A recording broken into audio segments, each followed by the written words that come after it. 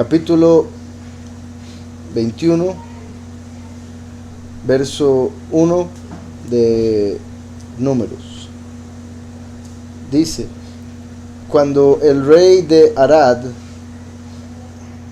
Canaanita, que vivía en el Negev, escuchó que Israel se aproximaba vía Atarim, atacó a Israel y tomó cautiva de ellos. Aquí este verso lo voy a ver del hebreo y después voy a mencionar los comentarios y paréntesis que agregan los judíos, que en sí son cosas que deducen por la forma en que está escrito, y sí lo considero una posibilidad, pero puede una vez más que sea parte de las opiniones esas que como que se pasan a veces, y ya van a ver, o sea, a qué me refiero. En hebreo dice: y escuchó el cananí, rey de Arad, quien habita en el Negev, que es el sur, que venía de Israel camino de Atarim. Ahí dice, escuchó a Israel se aproximaba vía Atarim, refiriéndose a los espías de, cuando fueron los 12 espías de Israel a ver Canaán. Ellos dijeron, bueno, entraron por el sur, recuerdan, lo habíamos visto. Entonces dice, cuando iban por ahí, porque como los espías entraron por ahí, los espías le dijeron, vamos, ya sabemos la entrada.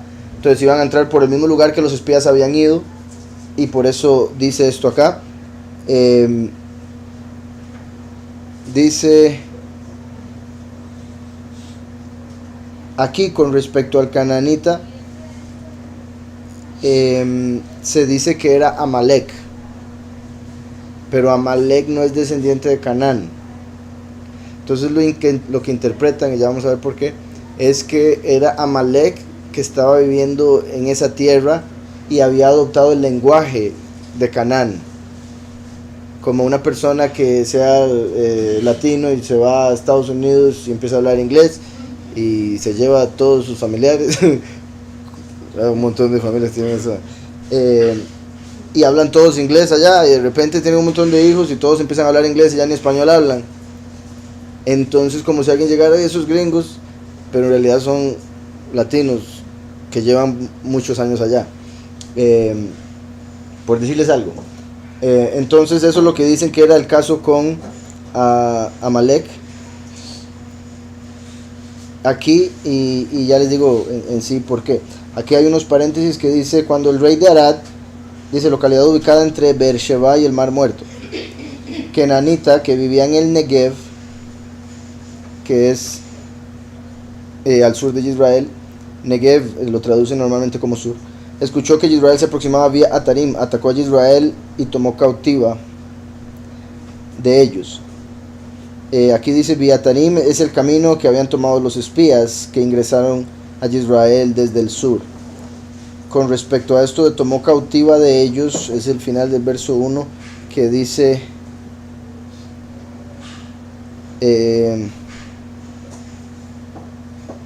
y tomaron de ellos, de nosotros, no, de ellos, sí, cautiva. Ok, sí, está en singular. Entonces se interpreta, los judíos dicen, eso fue solo uno. Solo fue una persona, y era una mujer esclava de otra nación.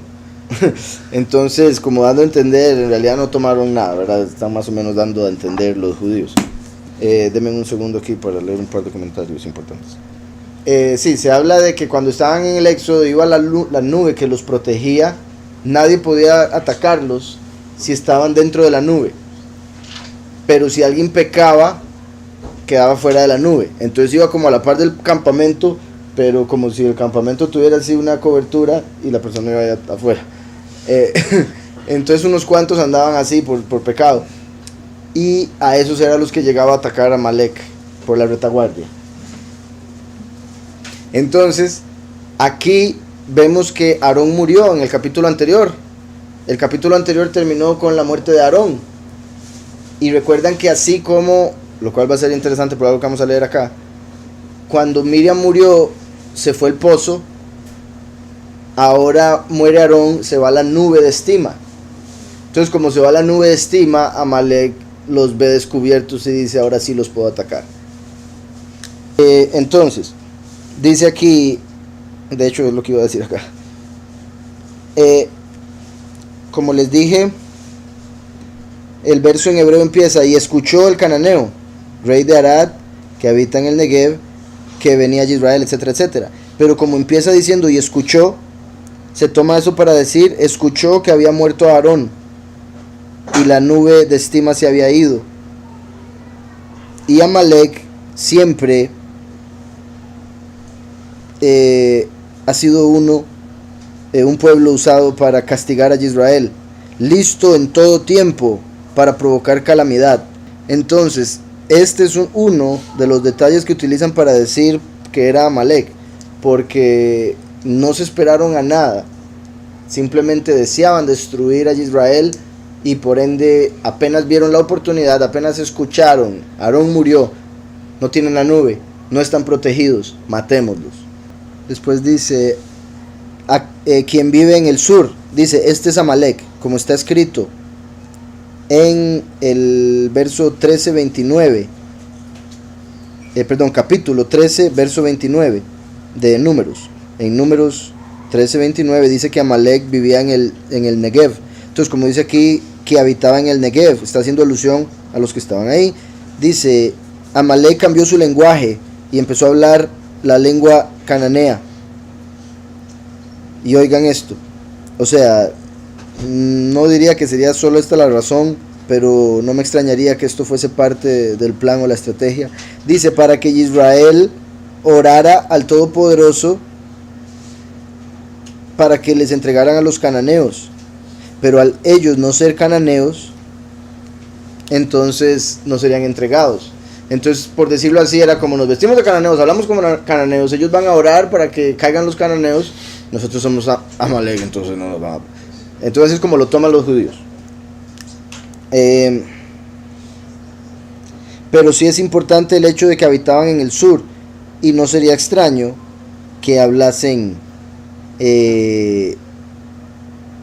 esa lengua, como ya he mencionado, con los inmigrantes llegan a otro país, empiezan a hablar la lengua, muchos, no todos, y también el hecho de que Edom, que es de donde viene Amalek, está también hacia el sur. Entonces decía aquí, Israel vio la ropa, que la ropa era de... de hecho aquí dice que la ropa era de amalequitas, pero su lenguaje era el lenguaje de Canaán. Así que dijeron, oremos sin especificar cuál nación deseamos vencer, como está escrito en el verso que sigue, si tú entregas a este pueblo en mi mano. Entonces no especificaron nación, porque después no eran lo que parecían ser. Entonces dijeron, mejor que nos entregue a quien tenga que caer. Y de hecho esto es un buen ejemplo para aprender a orar. Si uno no está muy seguro de algo, generalice. Y el Padre sí sabe todo, entonces Él va a poder especificar. Como les decía también lo de los espías, que era la ruta a través del sur, como dice en el verso 22 del capítulo 13 de Números también. Así que dicen, esto era solo una mujer esclava.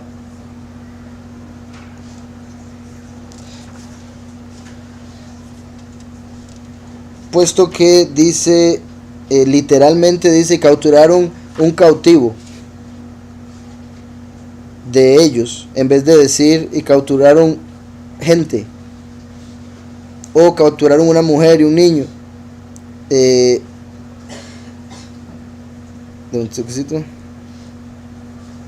Y también al decir capturaron un cautivo, es como dando a entender tomaron cautivo a alguien que ya había sido tomado cautivo.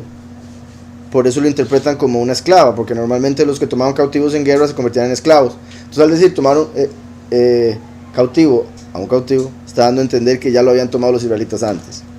Sí, ese era el punto, dice después. Y ya que Israel no sufrió ninguna derrota militar durante el tiempo de Moshe, a menos de que el pueblo hubiese pecado antes, entonces se deduce que solo se llevaron un solo cautivo, porque no vemos que Israel haya pecado antes de este incidente. Es más o menos que un argumento de fe.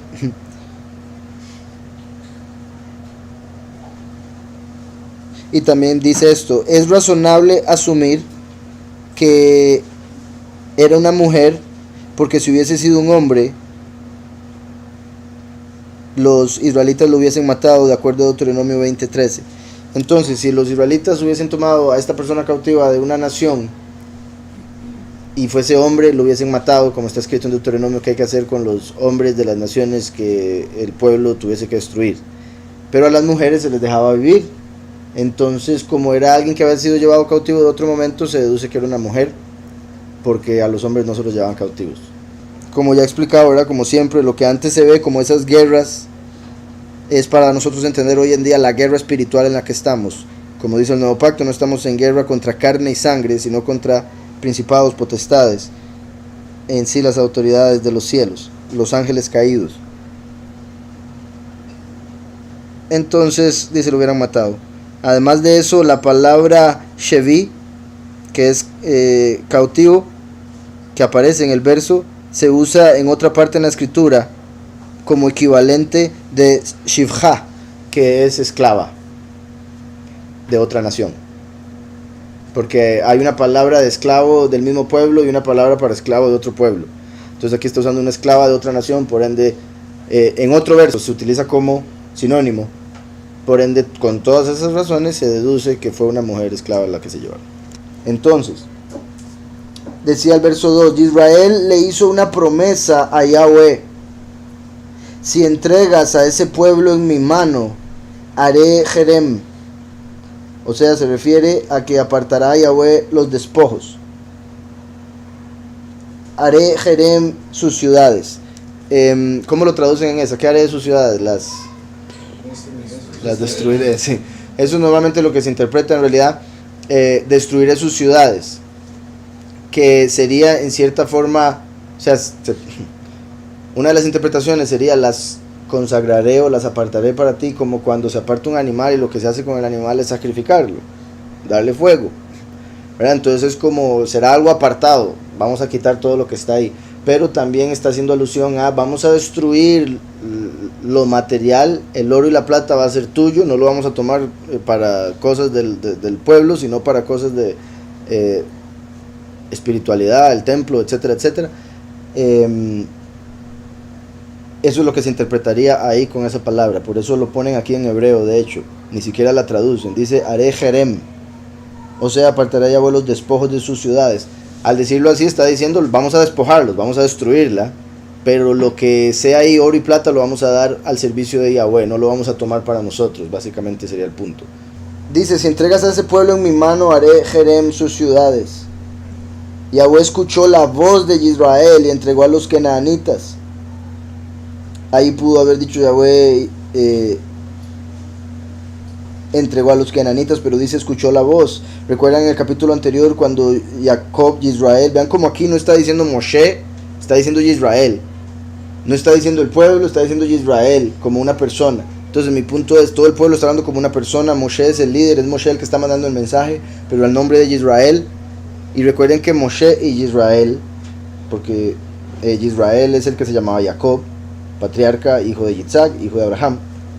Así como Yitzhak representa al primero, Jacob representa al último. Entonces el último es representado por Israel y es representado por Moshe, porque a Moshe se le dijo que enviaría un profeta como él, que es ese mismo testigo, uno de los dos testigos de Apocalipsis 11. Entonces el hecho de que aquí Moshe hable en nombre de Israel es muy particular, porque es como el último viniendo por el pueblo, que es representado por el mismo Israel, que tiene el nombre del pueblo. Entonces dice, Yahweh escuchó la voz de Israel. Cuando Jacob entró para tomar la bendición de Esaú en Génesis, Yitzhak dijo, es la voz de Jacob, pero son las manos de Esaú. Cuando tocó sus manos estaban súper peludas, porque se puso las pieles de los machos cabríos que había sacrificado. Entonces imagínense cuán peludo era Esaú. Entonces dice, es la voz de Jacob, pero las manos de Esaú. Por ende, el pueblo es caracterizado por la voz no por la guerra. Entonces por eso decía, en nuestro caso estamos en una guerra espiritual. Ahora hablábamos de la guerra física que se daba en el antiguo pacto para nosotros entender la guerra que tenemos que hacer con la boca, con la oración, con la prédica y también con evitar decir cosas que el enemigo quiere que digamos para hacernos daño a nosotros mismos, por ejemplo. Cosas de duda, cosas de atacar a otros, atacarse a sí mismos, chisme, calumnia, mentira, todas esas cosas que hay que descartar de la boca, y esa es parte de la guerra, porque el enemigo a través de la carne busca que hagamos todas esas cosas que no debemos hacer, puesto que tenemos el poder de la vida y la muerte. Entonces el enemigo trata de que matemos con la boca y con el poder que Yahweh nos ha dado, en vez de dar vida. Entonces aquí dice, Yahweh escuchó la voz de Israel y entregó a los kenanitas. Entonces dice, lo hizo Jerem, ¿verdad? Que era lo que decía anteriormente. Algunas dirían, los destruyó, pero también repito, eso es para apartar lo valioso para el Todopoderoso. Los hizo Jerem a ellos y a sus ciudades. Eso, ¿verdad? El hecho de que menciona a ellos hace alusión a la destrucción, por ejemplo. Por eso la ciudad fue llamada Jormá, que lo traducen como consagración, que deriva de Jerem, ¿verdad? Jerem sería como la raíz de Jormá, la única diferencia es una letra al final. Entonces, como apartaron para Yahweh, como prometieron que apartarían lo de esa tierra para el Todopoderoso, le llamaron a esa tierra con ese nombre, para que quedara ahí el recuerdo de la respuesta del Todopoderoso como testimonio. Dice, según ciertas opiniones, esta ciudad de Jormá y la mencionada en Números 14:45 no es la misma. Esta Jormá sería una ciudad al oeste de Arad, en el sur, según ciertas opiniones, que quede claro. Aquí en el verso 1 dice, los amalequitas se hicieron pasar, es un comentario por si algo, los amalequitas se hicieron pasar por los kenanitas para que los israelitas se confundiesen, y en vez de que pidiesen a Yahweh vencer a los amalequitas, le pidieran vencer a los kenanitas para neutralizar así la bendición de Yahweh en favor de Israel. Entonces, ahora de lo que leímos, lo que más tiene relación con que fuese amalequitas es, bueno, el que son, bueno, lo primero que dije ahora, que me pareció clave, que vivían en el sur. La misma escritura dice, los amalequitas vivían al sur, ellos estaban entrando por ahí y vienen para pelear contra ellos los de ahí, entonces tiene sentido. Pero lo otro es que recuerdan cómo, así como Jacob se vistió de Esaú, después vemos que Esaú se viste de Jacob, porque hoy en día los que dicen ser judíos no lo son, sino que son la sinagoga de Satanás, como dice Apocalipsis 2.9 y Apocalipsis 3.9. La mayoría, ¿verdad?, de ellos, hay uno que otro que por supuesto sí tendrá su genealogía directamente con Jacob, pero la gran mayoría de los que dicen ser judíos en realidad no son israelitas, son descendientes de Edom. Entonces, qué particular que Amalek es descendiente de Edom, de Esaú, y aquí aparece, al menos en las opiniones, que estaba haciendo pasar por Canaán, por canaanita. ¿Y cómo se le llamaba a la tierra de Israel antes? Canaán. Entonces sería como Esaú haciéndose pasar por Israel, como hoy en día está sucediendo. Exacto, devolviéndole el favor a Jacob cuando se vistió de Esaú para tomar la bendición de Isaac. Ahora Esaú se viste de Jacob para que el mundo le dé las bendiciones a. Cuando el mundo ha reconocido a Yahweh y al pueblo de Israel como el pueblo de Yahweh, como sucede mucho en el cristianismo, van y ayudan y adoran en algunos casos a los judíos pensando que ellos son el pueblo de Israel. Sí, entonces el hecho de que, y así eran los amalequitas, sabemos que eran bien malos. Y la otra conexión que tienen con la nube, de que esperaban a que la gente estuviera fuera de la nube para atacarlos, y aquí se dio eso, se fue la nube y empezaron a tratar de atacar. Dice el verso 4 ya, ¿verdad? Partieron del monte Hor por el camino hacia el Yamsuf. ¿Se acuerdan lo que hablaba el capítulo anterior? De lo interesante y triste y sorprendente de que como no los dejaban pasar por la tierra, Yahweh le dijo, devuélvase camino hacia el Yamsuf, o sea, hacia el mar de juncos, mar rojo, que fue de donde venían 40 años atrás, y se habían tenido que devolver varias veces. Entonces ya cuando están a punto de entrar a la tierra, están en el límite de la tierra y le dicen váyase para el Yam Suf. Entonces ahí muchos empezaron a perder la fe. Otra vez, igual que el pueblo una y otra vez, pero esta era la nueva generación, no esperaría esto de ellos, pero tampoco ellos esperaban que les dijeran devuélvase para el mar de juncos. Entonces imagínense, la nueva generación lista para entrar a la tierra y otra vez de vuelta. Entonces, dice, partieron del monte Hor por el camino hacia el Yam Suf y bordearon la tierra de Edom. ¿Se acuerda? Edom no los quería dejar pasar. Entonces por eso rodearon la tierra de Edom. Y para rodearla tenían que ir directo al Yam Suf, o sea, en dirección al Yam Suf, al mar de juncos. Bueno, mar de juncos, aquí llama mar rojo. Y cuando, que también es interesante, vean como en el medio se dio la guerra contra el rey que estaba en Canaán, de Arad. Pero antes estuvo el pedirle permiso a Edom, y ahora está el rodear a Edom. Y Amalek es descendiente de Edom. Entonces también parece darle fuerza a que fuese Amalek, haciéndose pasar por Canaán, o que solo por hablar el idioma y vivir en Canaán aparece así, pero proféticamente dando a entender cómo los descendientes de Edom, como los amalequitas, se llegarían a hacer pasar por Israel en el fin de los tiempos, por la bendición que es ser el pueblo escogido. Entonces, dice, partieron del monte Hor por el camino hacia el Yam Suf y bordearon la tierra de Edom. El hecho de que se menciona aquí el Yam Suf, después de esta guerra, al final de los 40 años, es como haciendo alusión al segundo éxodo, al fin de los 40 jubileos, porque se menciona otra vez el mar de juncos, que fue el que se separó, ¿verdad? Cuando se pasó por ahí huyendo de Egipto. Ahora se estaba rodeando a Edom después de haber vencido a Amalek, o Canaán, un cananita, ¿verdad? Si es que no se da eso que hablamos de las opiniones judías. Entonces, dice aquí, Edom está ubicada al sudeste del Mar Muerto. La bordearon porque no les permitieron atravesarla, eso lo vimos en el capítulo anterior. Después del fallecimiento de Aarón, los israelíes retroceden 7 estaciones en dirección al Yam Suf. 7 estaciones en retroceso después de la muerte de Aarón. Que eso se puede entender, bueno, en lo literal es que camino a Yam Suf pararon 7 veces. Imagínense qué duro. Y en el sentido espiritual, recuerden que Aarón era el sumo sacerdote. Yahushua vino como el sumo sacerdote según el orden de Melquisedec.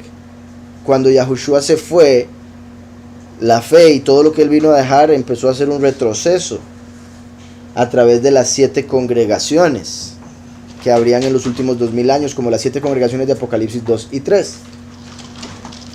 Entonces, 7 retrocesos, así como 7 congregaciones a través de las cuales se daría la apostasía de los últimos 2000 años, por ende un retroceso o un alejamiento del camino de la verdad.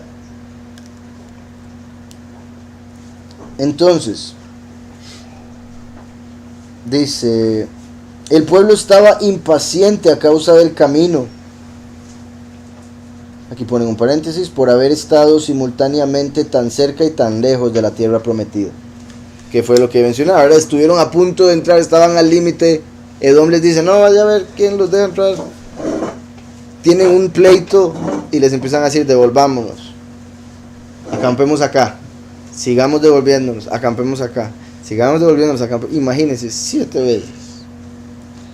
Entonces, eso, ¿verdad? También para ver la paciencia, la esperanza y la fe que debemos tener en todo momento, en la prueba principalmente.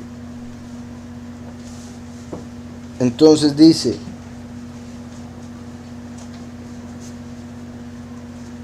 el pueblo estaba impaciente a causa del camino. También esto en hebreo, ¿verdad? El último verso ese dice, estaba impaciente el alma del pueblo en el camino, o con el camino, se podría decir la misma palabra. Como sabemos, Yahushua es el camino. A través de los 2000 años hay gente que se ha alejado del Padre porque se ha vuelto impaciente, porque dicen, ¿cuándo va a venir? ¿Por qué no se da ya? O ¿por qué no se dan las cosas que quiero, como quiero, cuando quiero? ¿Verdad? Como si fuera él el creador, el que hace todo y que decide.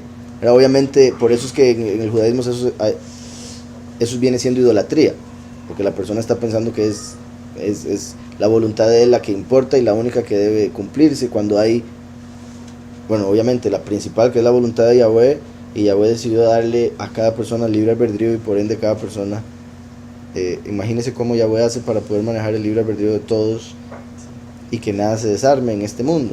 En el sentido, está bien desarmado por el libre albedrío, pero me refiero que no sea peor en el sentido de que al final se cumple el plan de Yahweh. Me refiero que a pesar de que todo el mundo puede hacer lo que él quiera, al final se va a dar la voluntad de Yahweh y punto. Entonces, una de las cosas sorprendentes de esta realidad. Entonces, el camino de Yahushua, estaban impacientes por el camino, impacientes por la fe, impacientes por la doctrina que llevaban en la apostasía, impacientes porque no le ven venir a pesar de que llevan 2000 años diciendo ya viene, ya viene. Okay. Entonces, aquí, vea, como les decía, hablaba del alma tras de eso, le llegó hasta el alma, esa impaciencia. Entonces dice el verso 5, el pueblo comenzó a hablar contra Elohim y contra Moshe. Contra Elohim y contra Moshe. Aquí se menciona cómo ellos igualaron, por decirlo así, al Todopoderoso con su siervo, o se podría decir con su esclavo, como diciendo que eran lo mismo. Por un lado, ¿verdad? Obviamente para Moshe lo elevaron montones, pero ahí es el punto de que no entienden el poder de Yahweh como para atreverse a hablar en contra de, ¿verdad? Uno puede hablar, o sea, decirle al Padre que lo que está sintiendo, que está mal, lo que siente que necesita, lo que espera, pero uno no puede por nada en el mundo, y no lo digo porque te cae un rayo, no, sino porque no tiene ningún sentido ni lógica, decir, es que no entiendes, o es que no sabes, o es que te equivocaste. O sea, todas esas cosas es porque, o sea, si una persona lo dice, no sabe con quién está hablando. Así de simple. O sea, entonces uno puede decir, es que no entiendo nada, ¿por qué me está pasando todo esto? Por favor, ayúdeme a entender, por favor, límpieme si es por culpa mía, etcétera, etcétera. Pero llegar y decir, es que tú eres, porque ese no es, estaría hablándole a Satanás sin darse cuenta, en el sentido de que es el enemigo el que busca todas esas cosas malas que la persona está otorgándole al Creador Todopoderoso. Entonces, decía, el pueblo comenzó a hablar contra Elohim y contra Moshe. ¿Por qué nos sacaron de Egipto para morir en el desierto? No hay pan ni agua. Estamos cansados de este pan insustancial. Vean a lo que llegaron. Estamos cansados del maná. Estamos cansados de esta comida celestial que nadie nunca ha probado, que solo para nosotros vino, y que según los judíos sabía a lo que fuese que uno pensara cuando se lo comía. Entonces, ¿verdad? Uno se lo comía, empezaba a pensar en pizza y la pizza. Ceviche. Pero, ¿verdad? Eso es un toque. Eso es un poco, o sea, la escritura misma dice que sabía como a miel. Entonces eso parece indicar que sí tenía un sabor específico. Ahora, hay alimentos, hay cosas en la creación, en la naturaleza, que a pesar de tener, o sea, un sabor característico, depende del lugar de donde se produzca, el aire, el agua, etcétera, etcétera, llega a tener un sabor un poco diferente. Entonces mi punto es, el sabor puede variar a pesar de que la raíz fuese como la miel, como lo veíamos, ¿verdad? Y lo otro es que dice ahí insustancial, porque ellos decían, porque el maná, como era celestial, era comida de ángeles, ellos se lo comían y el cuerpo lo absorbía completamente todo, entonces no tenían que ir al baño. Si comían maná no tenían que ir al baño. Entonces decían, ¿cómo es posible que comemos y no vamos al baño? Eso no es normal, vamos a explotar o algo. O no nos está llenando porque ni siquiera vamos al baño después. Entonces eso era parte del problema y por eso dice que era insustancial. Ustedes se imaginan qué bonito, aquí se va a quedar por eso, pero eso es parte de la opinión. esta cosa miserable, híjole, sí. Aquí por eso ponen insustancial, como cuando uno come algo que siente que es muy delgadito, muy suave, y uno dice que no siento como que llene, no siento como que liviano, exacto. Entonces, con respecto a eso de que se volvieron impacientes, que es parte de lo que ya expliqué, pero tal vez por otro detalle que se pueda salir, voy a mencionar esto rápidamente. Dice, por la dureza del camino, que se volvió muy difícil para ellos. Ellos dijeron, estábamos tan cerca de entrar a la tierra, pero ahora nos estamos devolviendo en la dirección, bueno, nos estamos yendo a la dirección opuesta. Así hicieron nuestros antepasados, se devolvieron y duraron en el desierto 38 años, hasta este día. Dice, esto es la razón por la que el espíritu se les acortó, que sería como literal, con la aflicción del camino. Entonces vean qué particular mencionan, o sea, obviamente sabemos que fue un total de 48 años, pero aquí están mencionando los 38 de los antepasados, porque fue a partir del segundo año que fueron castigados para tener que estar por ahí por lo que hicieron los espías. Entonces vean qué particular y con lo que estamos hablando ahora, porque curiosamente el 39 es una vara y una serpiente. La letra Lamet, que es una vara, y la letra Tet, que es una serpiente. La letra Lamet tiene un valor de 30, la letra Tet es una serpiente, tiene un valor de 9. 39 es la vara con una serpiente. Y este es el capítulo donde sucede ese evento, después de que ellos dijeron, después de 38 años que el pueblo estuvo dando vueltas y ahora nosotros nos estamos devolviendo, como diciendo, en el año 39 de ellos, ¿verdad? Obviamente había un año extra que fue desde que se salió la Torá y ese año que se estuvo ahí, ese primer año. Sí está claro, qué particular esa conexión que se da con la vara y la serpiente, ellos ahorita mencionando esto de los 38. Aquí ponen, es incorrecto decir que esto significa que el espíritu del pueblo se acortó mientras iban en el camino, ya que el verso no explica por qué es que se acortó su espíritu. Y en cada verso, en cada parte de la escritura donde se menciona un acortamiento del espíritu, se revela cuál fue la razón específica. Y ponen algunos ejemplos. Zacarías 11:8, Jueces 10:16.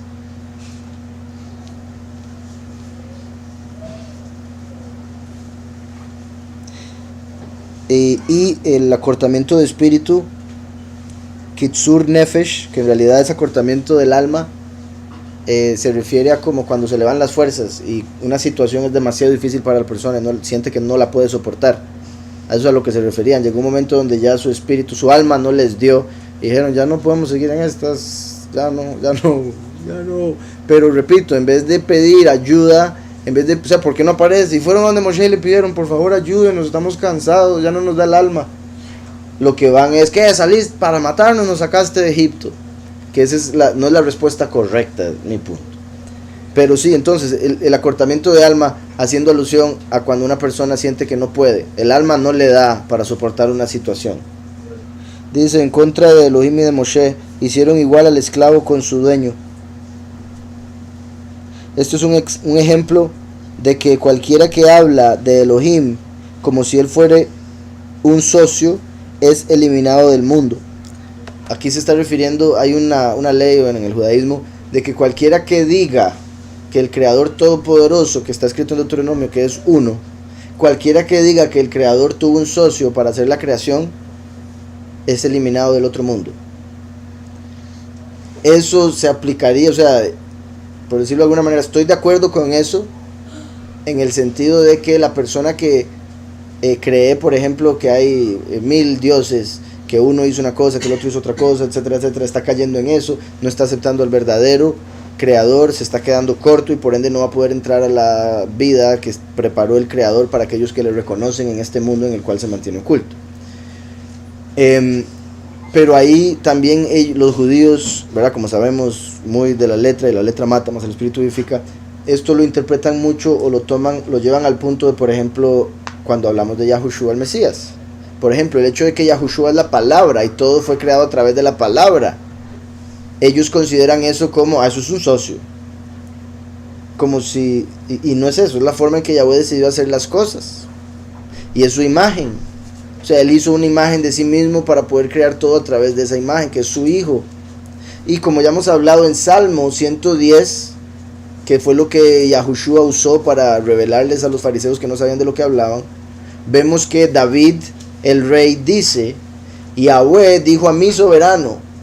Entonces, si David, el rey, que es el más elevado en la tierra, en el pueblo de Israel, el mismo rey menciona que hay un soberano aparte de Yahweh, al decir Yahweh dijo a mi soberano, está diciendo que hay alguien en el medio entre Yahweh y él, y ese alguien es Yahushua el Hijo, a través de quien hizo absolutamente todo.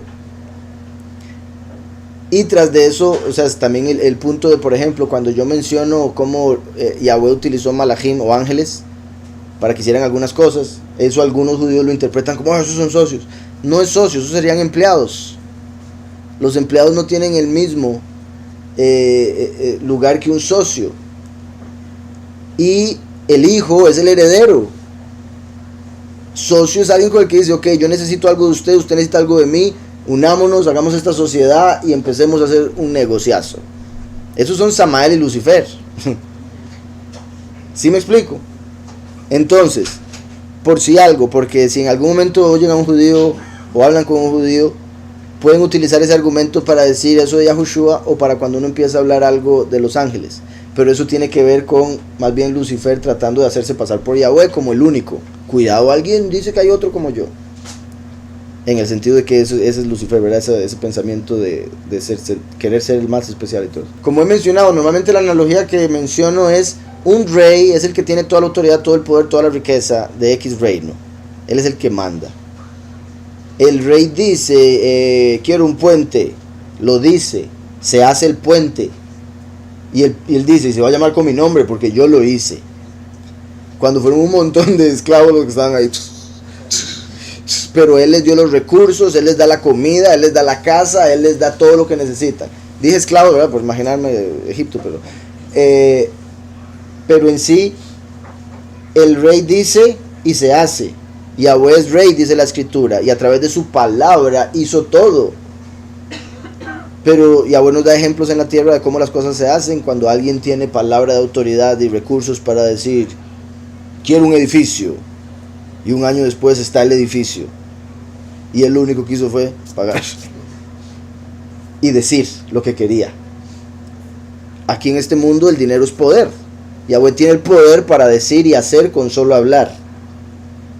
Y si él escoge hacer ángeles para que hagan un trabajo, una de las razones sería para darnos el ejemplo de cómo las cosas se hacen también en este mundo, o se deberían hacer, de orden y delegar y posiciones y jerarquía, etcétera, etcétera, etcétera. Dice aquí, si su queja era dirigida solo a Moshe, hubiesen dicho, ¿por qué nos hiciste subir? Si hubiera sido solo contra Elohim, hubiesen dicho, ¿por qué nos hizo subir? Pero está diciendo, ¿por qué nos hicieron, como ustedes, subir? ¿O por qué nos subieron? Esto implica que su queja era contra Elohim y contra Moshe. Por lo tanto, estaban haciendo igual al siervo con su dueño. Por ende, cayendo en un pecado, como diciendo que era igual. Y ese es uno de los errores por los que la gente termina idolatrando personas, o también por otro lado viendo mal a Yahweh, porque dicen, es que si esta es una persona, es un ser humano, comete errores, entonces él comete errores. Una cosa es la persona y otra cosa es el todopoderoso creador que nunca comete un error. Entonces ven a Moshe y dicen, ustedes dos nos trajeron aquí para matarnos. En vez de, o sea, como ya he dicho, es muy ilógico agarrarla contra el padre.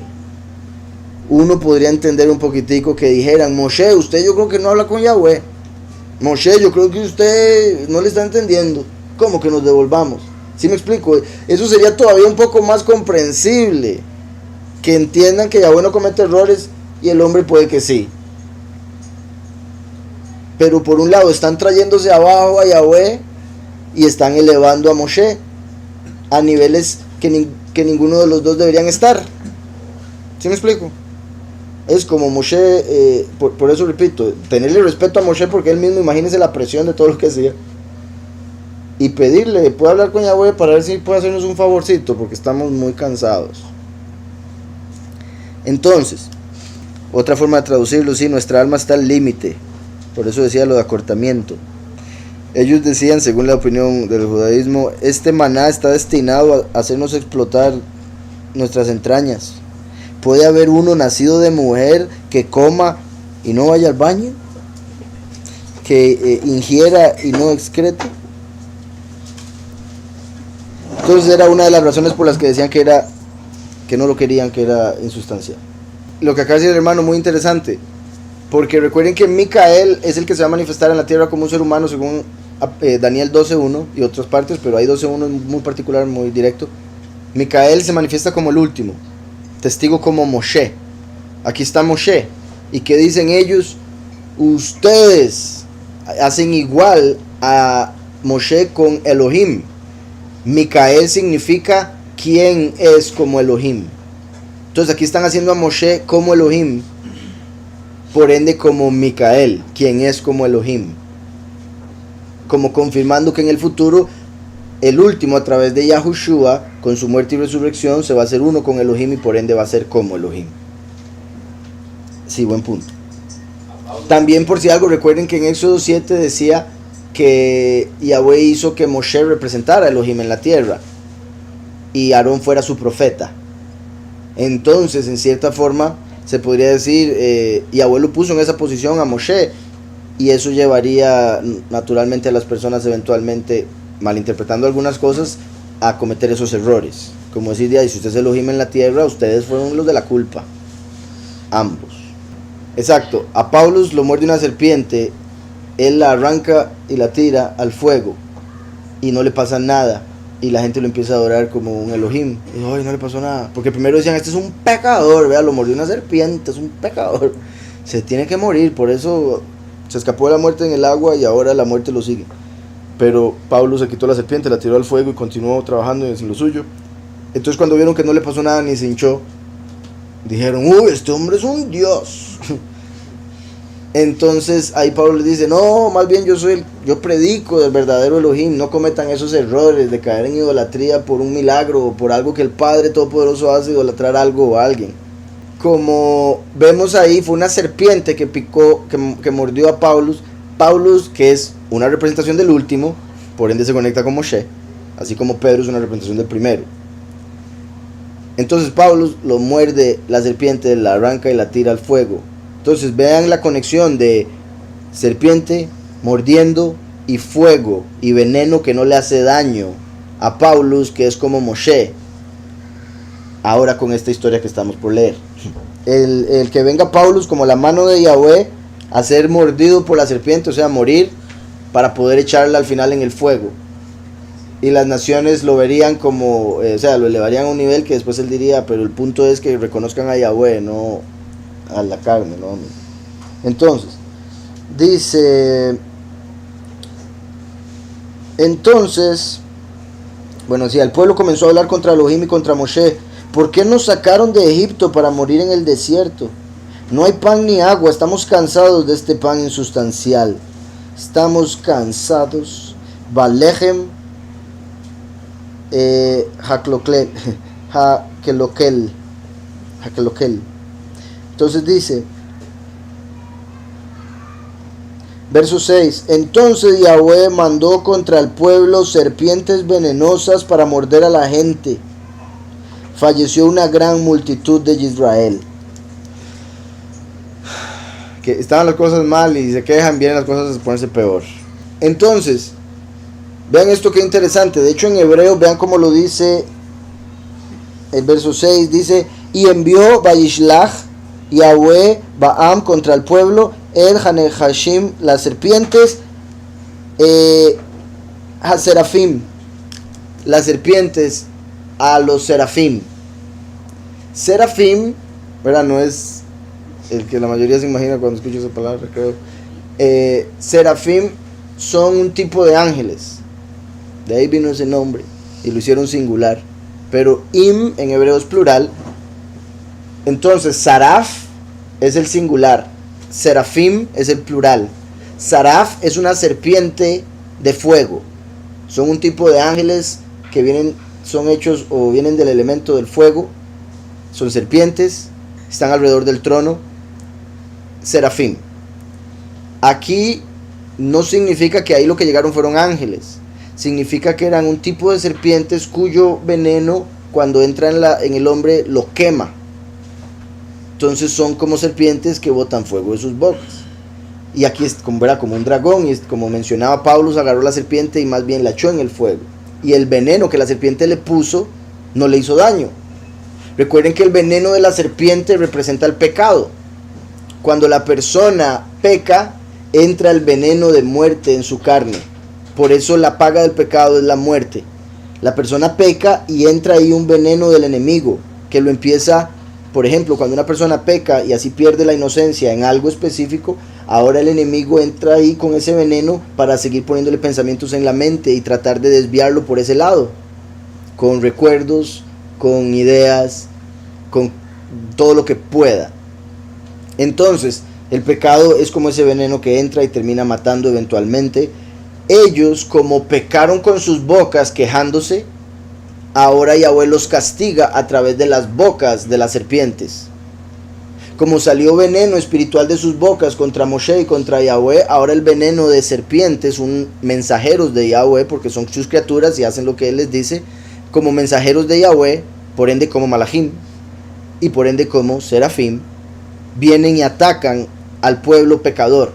Y ahora dije, ahí eran serpientes, pero el hecho de que diga serafim se conecta con este tiempo final, cuando dice la escritura en Apocalipsis, en el libro de Enoch, que los ángeles que se rebelaron y están en el abismo van a ser sueltos para ir a atacar al mundo, y que van a ser como langostas, como un ejército de langostas, con el poder del escorpión, y como caballos listos para la guerra, como leones, etcétera, etcétera, etcétera. ¿Se acuerdan todo lo que dice en la quinta y sexta trompeta? Los dos ejércitos que aparecen ahí, que se mencionan también en Joel. Entonces, es muy particular acá como escribe todo esto.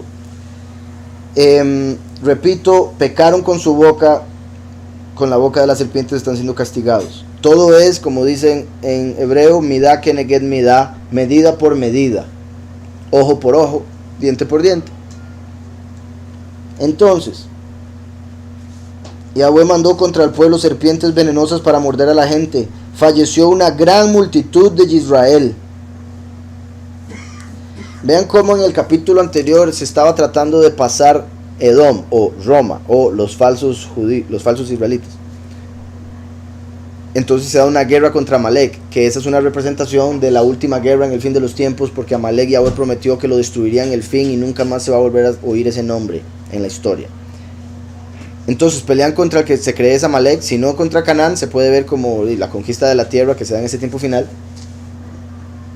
Y lo que viene a continuación es que serpientes empiezan a morder a una gran multitud del pueblo, que por sus palabras merecían morir. Como en este tiempo hay muchos que por invocar al falso, pedirle al que no es, darle honor al que no es, cuando se lleguen a dar cuenta que ese no es y aún así les valga igual y sigan haciéndolo, ahora por sus palabras y por ya el conocimiento de ese pecado, de ese error, el que sabe hacer lo bueno y no lo hace peca. Entonces al ya conocer y no cambiar, al no hacer lo que menciona la doctrina de los 2 testigos, van a estar bajo pecado, bajo condena por sus bocas, por lo que invocan con su boca. Va a venir algo que los va a terminar matando a una gran multitud. Esa gran multitud que es la misma de Apocalipsis 7, los muchos. Está claro, entonces está representando. Y vean que este es el pueblo que uno decía ya, el que va a entrar a la tierra prometida. Esta es la generación que va a entrar. Y una gran multitud murió antes de entrar. O sea, como que Yahweh dijo, no, primero tengo que sacar algunos. ¿Qué voy a hacer para poder determinar cuáles son los que tienen que salir? Voy a hacer que se devuelvan un poco. y con eso empiezan a salir todos los que no tienen fe, todos los que en realidad no creen en mí, todos los que, etcétera. Entonces dice, los hago devolverse un poco, eso fue suficiente para que empezaran a quejarse. Ok, esos son los que hay que cortar. Una vez que ya se van, vamos de vuelta para la tierra, por dar un ejemplo. ¿Sí me explico? Entonces, como los muchos por su boca tienen que morir.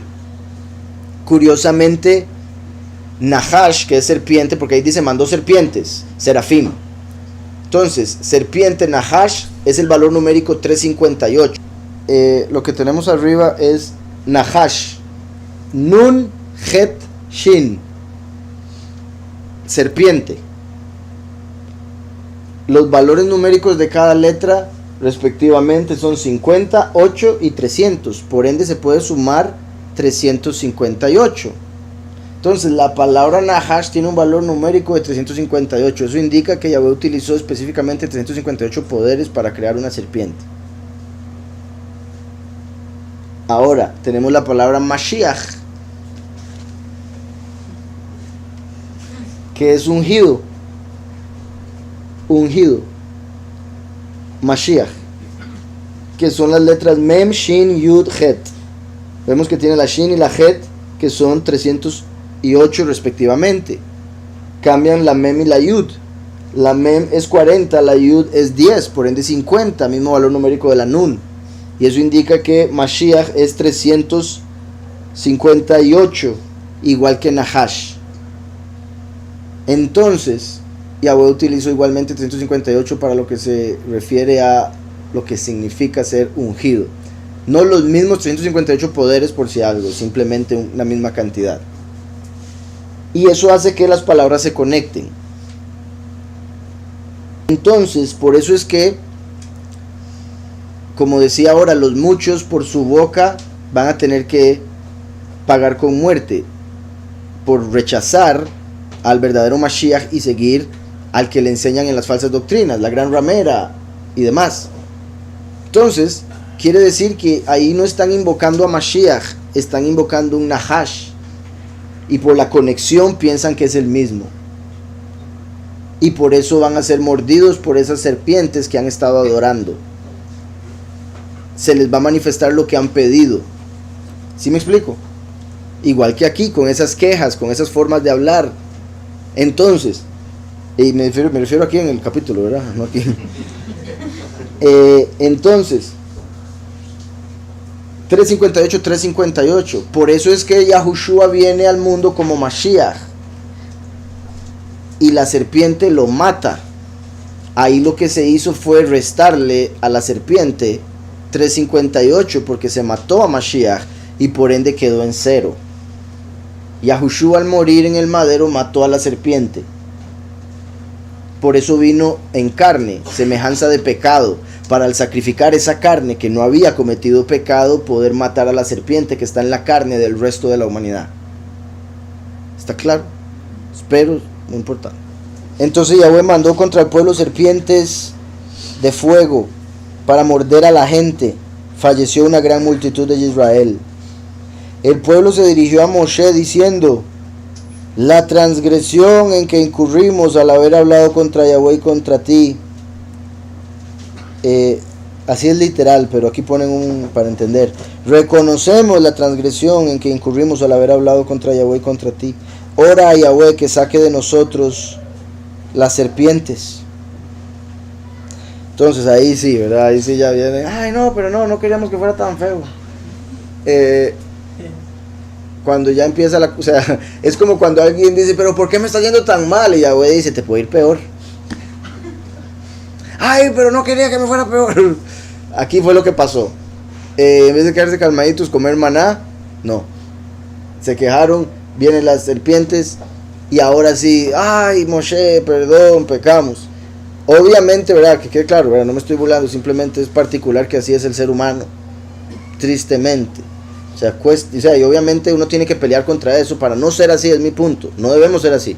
Por eso la guerra es espiritual. Porque la carne nos va a llevar a ser como aquí hicieron el pueblo muchas veces. Y para eso Yahweh dejó todos estos ejemplos para saber qué no hacer, cómo no actuar. Entonces aquí les estaba yendo mal.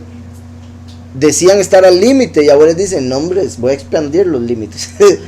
voy a expandir la frontera, les dije. Yahweh no deja que uno pase por algo que no puede soportar. Entonces si ellos dicen, no puedo soportar esto, Yahweh les dice, no, ustedes pueden más. Van a ver. Entonces no pidamos más sufrimiento a través de esas malas oraciones, esos errores. Es como cuando alguien dice, no hay nada peor. Puede ver que sí, muchas cosas peores. Es que me voy a morir. No, todavía no, espera para que vea. Etcétera. Así me explico, el poder de la boca. Debemos ser muy cuidadosos. Entonces, ahora sí, reconocemos la transgresión en que incurrimos al haber hablado contra Yahweh y contra ti, dice de verdad. Y vino el pueblo ante Moshe y dijeron, pecamos porque hablamos contra Yahweh y contra contra ti. Ora a Yahweh para que saque de nosotros a la serpiente. Aquí curiosamente lo dicen en singular, et hanahash, a la serpiente. Dice, y oró Moshe, sorprendente, ¿verdad? O sea, bendito Yahweh y qué bendición Moshe. Dice, y oró Moshe por el pueblo. O sea, y obviamente es difícil cuando uno está en la situación, porque la carne le dice todo lo contrario a lo que dice la escritura, a lo que dice la fe, a lo que dice Yahweh, a lo que dice el espíritu. Porque el mismo espíritu le dice, no, pero usted sabe que... Y la carne, cállate, no sabes nada. Era la negatividad que viene cuando el espíritu le quiere decir algo positivo con la esperanza. Exacto, sí, la escritura dice en Jacob, ¿verdad? Que la lengua es un fuego que está encendido por el mismo infierno. Por eso mismo el cuidado que hay que tener con la lengua, para que no salga una llama que queme a alguien. Y aquí vemos la conexión de las serpientes de fuego, pero no era fuego literal, era un fuego, el calor que se sentía cuando entraba el veneno, por ende era un fuego en forma de veneno, así como el fuego al que lleva el pecado, que vendría siendo ese veneno, y como el fuego que puede salir de la boca. Ellos tiraron fuego en contra de Yahweh, ahora Yahweh les tira fuego a través de las serpientes. Sí, exacto. Entonces, dice, y Moshe oró por el pueblo, y Yahweh le dijo a Moshe, esto es muy interesante porque siempre vemos una y otra vez que la escritura dice, y Moshe oró y Yahweh dijo, está bien, punto, se acabó la plaga. Hace poquito vimos donde dijo, vaya ponga el incienso en el medio, y detuvo la plaga, para mostrar lo que representa la oración, la intercesión, las buenas obras representadas por el incienso. Y ahora le está diciendo algo muy particular, que mucha gente ha tomado esto malinterpretándolo para creerse quién sabe qué montón de tonteras, entre esas ídolos, como el mismo pueblo de Israel, como ya vamos a ver. Dice, y Yahweh le dijo a Moshe, hazte una serpiente venenosa, una serpiente de fuego, y ponla en un mástil. Cuando la miren los que fueron mordidos, se salvarán. Entonces Yahweh le está diciendo, hazte una imagen, que quede claro, ¿verdad? Por si algo, para que no piensen que es contradictorio de ninguna manera. Pero mi punto lo estoy diciendo de esta manera porque es una imagen, sin duda, porque le está diciendo, y la van a ver, una imagen. Le está diciendo, hazte una imagen, no le está diciendo para que la adoren, que ahí está la diferencia. Yahweh dijo, no te harás imágenes para adorarlas. Por eso es que también hay mucha gente que se va hasta el extremo y dice, ¿se puede tener arte? O sea, o se puede tener algún dibujo de algo en la casa. Es arte, o sea, usted no lo va a adorar. Ahora, si usted lo va a adorar, hasta ahí llegó. Es un ídolo. Usted se va a hincar. Eso es un ídolo, eso es pecado. Pero si alguien hizo algo muy hermoso, muy bien hecho, y uno dice, uy, qué bien se va a ver eso en la pared de la sala. Va a darle, sí, decoración, es decoración, eso es lo que es. Entonces, son dos cosas diferentes. Ahora, obviamente aquí esto no era decoración, esto era un acto profético, como Yahweh hace con los profetas, que les decía, agarre un yugo, póngaselo. Después que le dijo que lo mojara, después que lo metiera debajo, que lo fuera a buscar después y estaba todo podrido, y le dice, así voy a hacer yo con el yugo que tienen las naciones sobre Israel, los voy a destruir porque no va a tener ningún poder. Cuando le dice a al profeta, ¿qué ve usted ahí? Y le dice, un almendro. Y le dice, así es, porque voy a acelerar mi palabra. Que en hebreo almendro y acelerar es la misma palabra, mencionada un poco diferente la pronunciación. Entonces Yahweh muchas veces hace actos proféticos. Con Ezequiel, que le dice, haga el templo, después destrúyalo. Haga comida cocinada encima de excremento humano. Y Ezequiel no. Dice, bueno, entonces excremento de animal. Entonces lo hace y así, porque así van a estar comiendo, van a comer. Ajá. Entonces aquí está haciendo lo mismo, para que no se diga que se hizo un ídolo. Se convirtió en un ídolo tristemente después, porque el pueblo dijo, eso lo hizo Moshe y eso salvó un montón de gente. Y ese es el error de lo que lleva la carne cuando se toma lo material, lo carnal, para volverlo algo espiritual según ellos. Y tras de eso vea cómo se aplica hoy en día, puesto que los médicos utilizan la serpiente como el símbolo. Y es el que les está dando la inyección, que es como un veneno, que se mete así en la carne y bueno, y todo lo que llega a pasar después. Diferentes tipos de males. Entonces decía, Yahweh le dijo a Moshe, lo leo del hebreo, y dijo Yahweh a Moshe, hazte leja saraf, hazte para ti una serpiente de fuego, saraf, y ponla sobre un nes. Un nes es un estandarte, como decía aquí, un asta. Ajá, para que se vea como una bandera, porque esa es la palabra para estandarte. Es la misma palabra que aparece en Isaías 11 cuando dice que la raíz de David sería puesta como estandarte para las naciones y las naciones le buscarían. Por eso Yahushua, la raíz de David, una vez que murió, resucitó y ascendió a la derecha del Padre, como la bandera que está así a la derecha del asta, bueno, dependiendo si el viento va para allá, ¿verdad? Yahushua a la derecha del Padre, como nuestra bandera, porque en Yahushua no hay griego ni yahudí, todos somos uno, nuestra ciudadanía es Él, por ende Él es nuestra bandera. Entonces, Nes es estandarte, como aparece en Isaías, y aquí está diciendo, agarra una serpiente y póngala como un estandarte, póngala como una bandera. Y ya vamos a ver cómo se conecta eso con otro montón de cosas. Además de eso, Nes se traduce también como símbolo, como señal, como marca, como milagro. Por eso en Nisan, el mes de los milagros, Nes se traduce como milagro porque un milagro marca un tiempo, marca algo, un antes y un después. Es una señal de algo, da testimonio, como cuando se pone un palo así y se pone un rótulo, un letrero. Aquí está tal distancia de tal lado, o este es tal lugar. Entonces es una marca, es una señal. Eso es un Nes. Y repito, se conecta con milagro. Entonces también se puede ver cómo agarra a la serpiente y hace un milagro a través de ella.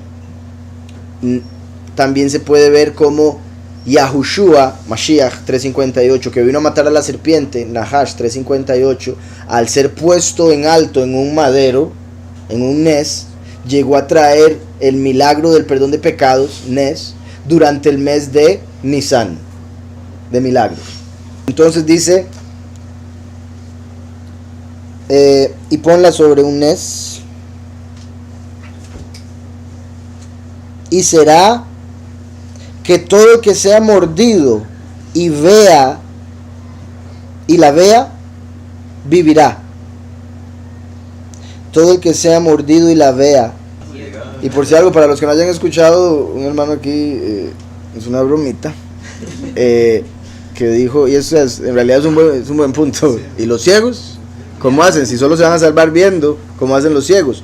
Ahora, en el sentido espiritual, por eso Yahweh cegó a los Yahudim, para que no pudieran reconocer a Mashiach y lo mataran y se diera el milagro.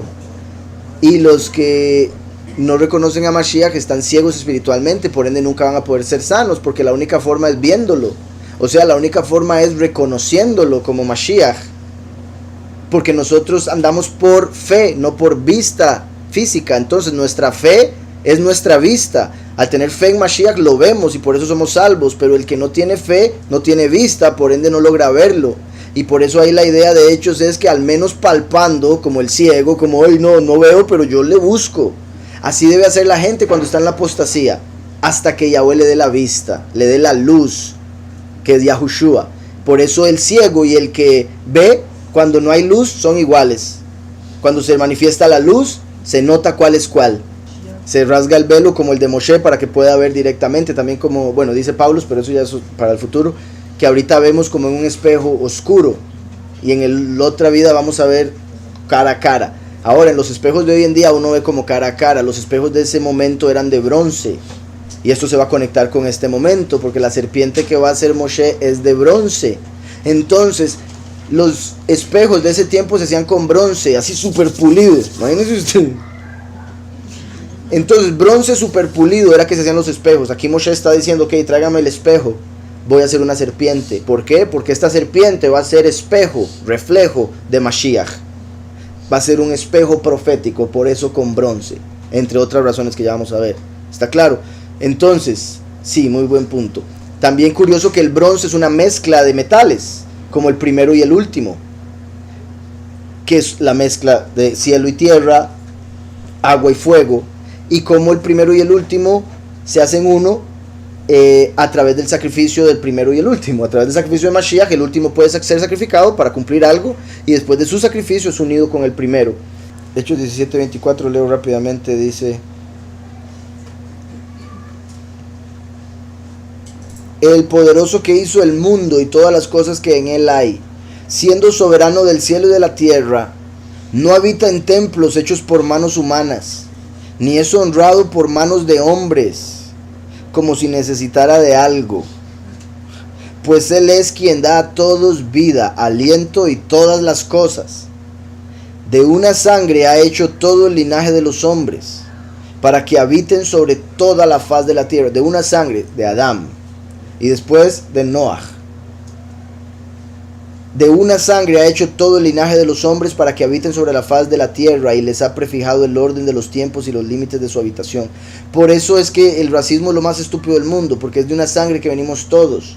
El racismo, una de las cosas que lo defiende es la evolución, porque la evolución dice que hay unos más evolucionados que otros, y por ende que valen más o que son superiores, etc. De una sangre ha hecho todo el linaje de los hombres para que habiten sobre toda la faz de la tierra, y les ha prefijado el orden de los tiempos y los límites de su habitación. O sea, dijo, va a haber un límite, que es el fin de los tiempos al que nos estamos acercando. El orden de los tiempos y el límite de su habitación. Por eso puso un firmamento, puro cuento que andan por allá en Marte y en todo eso. Él puso un límite a la habitación, pero cambian las cosas para que digan, ah, no, vean. Ahora otros podrían decir, no, el límite es hasta Júpiter. Entonces pueden llegar hasta Júpiter, pero ya no, más allá no.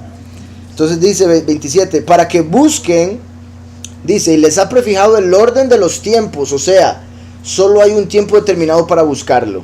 Ya después de ese tiempo no se le puede buscar. Por ejemplo, cuando la gente muere, hasta ahí llegó el tiempo que se le dio. Pero como humanidad, 6º milenio.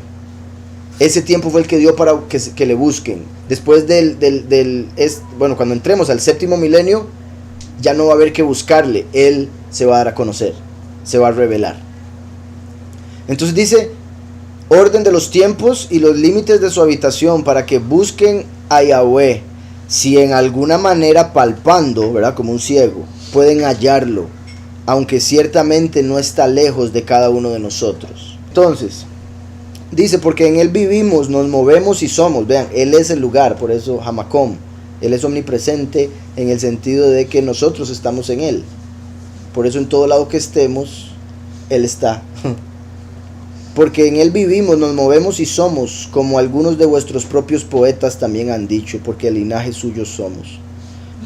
Dice aquí, podría ser que fue un antídoto, como ahora se utiliza el mismo veneno de X víbora, se utiliza en el que es mordido. De hecho es particular, o sea, sí funcionó como un antídoto, pero no estamos hablando de que se les inyectó algo. O sea, el antídoto era la fe, el antídoto fue la fe. Se usó la misma serpiente, y muy buen punto eso, porque bueno, de la serpiente, del veneno de serpiente, se han sacado un montón de cosas que han ayudado con un montón de enfermedades. Entonces eso es porque como de la serpiente vino la muerte, y Yahweh da la solución a través de esa misma criatura. Lo que produce algo también lo soluciona. Entonces la serpiente a través de su boca trajo la muerte y por eso su veneno se puede utilizar para hacer un montón de medicinas. En este caso, digamos, se está hablando de la hermana del antídoto específico. El antídoto para ese veneno se hace con ese mismo veneno. Curioso como cuando David pelea contra Goliat lo mata con su propia espada, lo cual se conecta, un poco tal vez diferente para lo que piensen, pero se conecta con Sansón cuando mata a un león, está muerto el león y saca miel del león. Eso representa como la Torá, que por la letra mata, cuando se le agrega el espíritu, al que mata es al enemigo que asesina, ¿verdad? A la muerte. Entonces, es como el antídoto, se saca del mismo lugar. La letra nos mata, pero la letra también es la que nos justifica, porque es en la letra donde dice que si creo en Mashiach, que fue colgado por mí, soy limpiado de mis pecados. Entonces el antídoto se saca de la misma escritura donde está la condena. Y por cierto, algo ahora que menciono, ahora que iba a pensar en los placebos, que eso muestra el poder de la fe. Dan un placebo y la gente se sana y no tenía nada lo que le dieron. Curiosamente estaba viendo que al parecer en los códigos que vienen de las inyecciones, porque verdad, como es un experimento lo que están haciendo con esas inyecciones, según algunos ya están terminando el experimento, pero era hasta el 23, ¿verdad? Pero bueno, el punto es que según vi por ahí una información que salió de otro país, ahora espero eso se aplique para todos los países, pero una información de otro país que decía, explicaban que como es un experimento, están dándole placebo a algunos, o sea, la inyección a algunos que le dan en realidad no es la inyección que le están poniendo a los otros que están cayendo. Y al parecer, ¿verdad? Porque tienen un código, entonces las que empiezan con 1 serían placebo, las que empiezan con 2 y con 3 ya serían inyección con diferentes cantidades de los ingredientes ahí. Entonces, al parecer, si el número del código empieza con 1, es un placebo lo que le pusieron a la persona. Y de ahí que hayan personas también que no les pasa absolutamente nada, se sienten igual y hasta mejor porque ya se les fue el miedo por lo que se pusieron. Entonces dicen, no ve que a mí me está funcionando. Y caen los otros, ya no, eso es otra cosa. Han visto el montón de deportistas que han estado cayendo. Y eso es porque los están grabando en vivo. Imagínense los que caen y nadie los grabó, entonces calladitos no los vamos a reportar. También pueden, si quieren, después buscar en Google, poner, bueno, en inglés, sudden death, que es como muerte súbita, cuando alguien ya se muere de repente. Sudden death, usted lo pone en Google y después le da clic a noticias, news, y le va a aparecer una lista de noticias de alrededor del mundo. De hecho estaba viendo que puse, porque uno puede poner, quiero ver las noticias de los últimos, digamos, puse era la última semana o el último mes,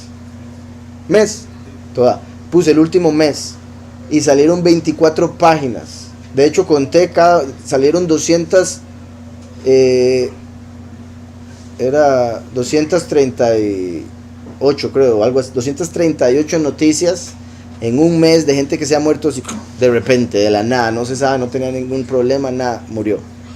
Y repito, esos son los que reportaron por noticias. No, ¿sabe qué están diciendo? Que el cambio climático provoca ataques del corazón en jóvenes y niños. Miocarditis, pericarditis y otro montón de carditis.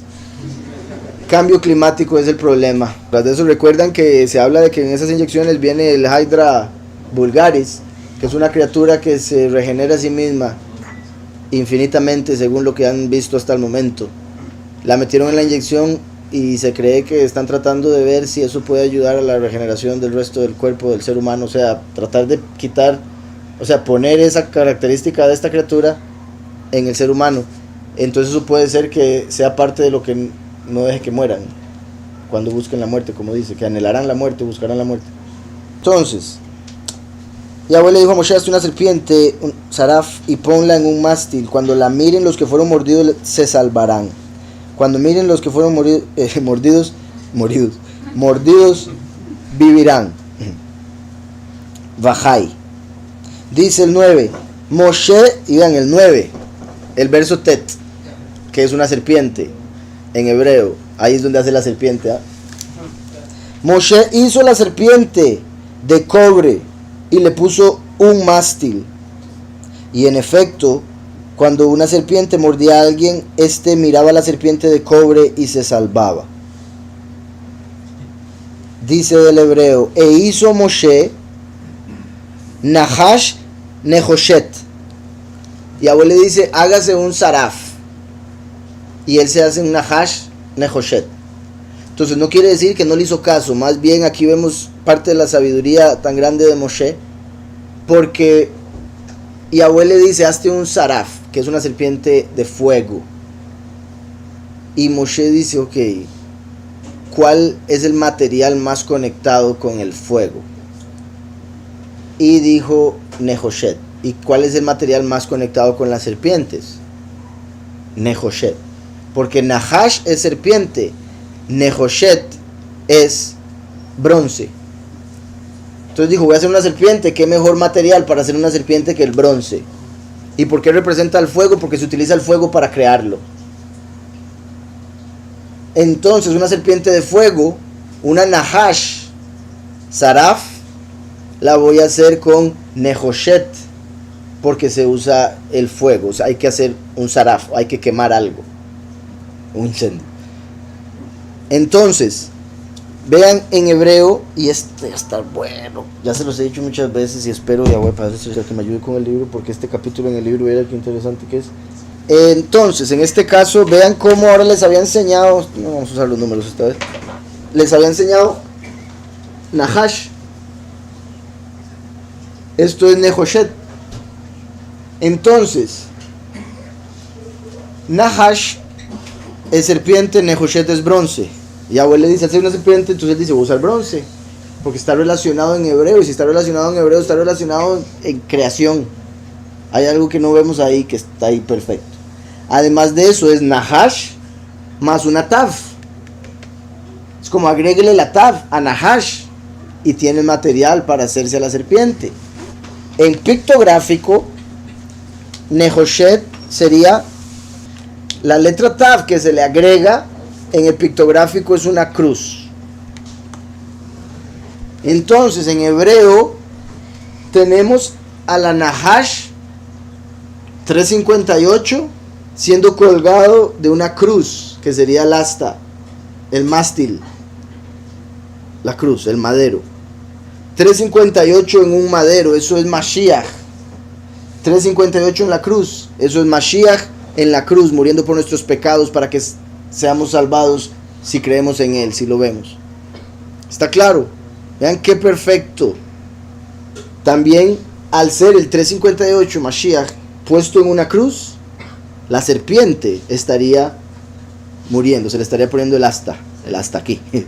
Entonces, vean cómo es la semilla que trajo división, o se podría decir la serpiente, que fue el origen de la división, que esto es una cerca, va a ser destruida a través de la cruz. Esto es dientes que destruyen la comida y representan fuego que destruye y cambia la contextura de las cosas. Entonces, la serpiente que dio origen a la división en la tierra, al ser separados del creador de la vida, que es la muerte, va a ser destruido a través de la cruz, el madero. Yahweh dice, muerte, yo soy tu muerte. En realidad lo que dice la escritura es, muerte, yo soy tus plagas. Pero el punto es, muerte, yo te voy a destruir. Y vemos cómo en el mismo veneno está el antídoto. En la misma palabra vemos la destrucción de la serpiente y el sacrificio de Mashiach para destruir a la serpiente y por ende salvarnos a nosotros. En lo que representa muerte, Yahweh nos dio vida. Acabamos de ver que agarraron una cautiva, una nada más. Y en la escritura dice que Yahushua llevó cautiva a la cautividad, porque al morir mató a la muerte. Vean qué particularidad, o sea, porque hay una cautiva que se llevaron cautiva cuando pasa lo de la serpiente en el asta. No me extrañaría que el apóstol lo vio ahí. La esclava que estaba cautiva por el pecado fue llevada cautiva cuando se dio el reflejo profético de la serpiente en la asta. Entonces, Vean también qué particular, y hasta ahora lo veo. Nehoshet se puede separar en Noach y Shet, como el primero y el último, Hechos 1. La venida del Hijo del Hombre como los días de Noach. Pero Noach fue el primero del tiempo nuestro, de esta humanidad. Por eso dije, venimos de Adán y después de Noach. Entonces Noach se puede ver también como el primero de esta historia. Shet es el sustituto de Abel, como el último, que sustituye al primero, o sustituye al enemigo en el cielo. También en el caso de, porque como siempre digo, lo que uno cumple literal, el otro lo cumple espiritual y viceversa. Entonces se puede ver primero y último, o último y primero, porque el último es como Noach, los días del Hijo del Hombre como los días de Noé, y Shet fue primero que Noach. Noach fue descendiente de Shet. Y el linaje especial de Noach, porque por eso fue escogido, porque su sangre no había sido cambiado, su ADN no había sido cambiado. Y también verá, bueno, ya que eso es otra cosa, pero en Nahash, ¿cómo está el fuego? El fuego es parte de lo que tiene la serpiente en su boca. Entonces, Nehoshet, solo la palabra bronce es una representación del Mesías en la cruz. La palabra bronce, también la serpiente en el madero. Bueno, la serpiente siendo muerta a través del madero. Aquí hay un par de comentarios. Dice, Moshe supo que la serpiente debía ser de bronce, también lo traducen como cobre, porque serpiente y bronce comparten en hebreo la misma raíz, Nahash Nehoshet. Dice, ¿pero acaso una mera serpiente de cobre o de bronce tiene el don de matar y de revivir? Más bien, el secreto del presente verso radica en que para mirar la serpiente había que mirar hacia arriba. Esto es, debía orientar sus pensamientos hacia el Creador, lo que los inducía a abandonar sus malas conductas, y entonces se sanaban. Otra explicación, debían mirar hacia arriba para descubrir que la raíz cósmica de todas las cosas y eventos es la misma, y también la raíz de la víbora. De modo que incluso lo que a nuestros ojos se presenta como malo o negativo también tiene un sentido, pues en esencia ningún mal proviene de arriba, solo es cuestión de orientar la vista en la dirección adecuada. Esa está muy buena. Como les decía, uno tiene que entender que todo es perfecto, todas las cosas son para bien de aquellos que aman a Yahweh, aun cuando a uno le parece lo peor de la vida.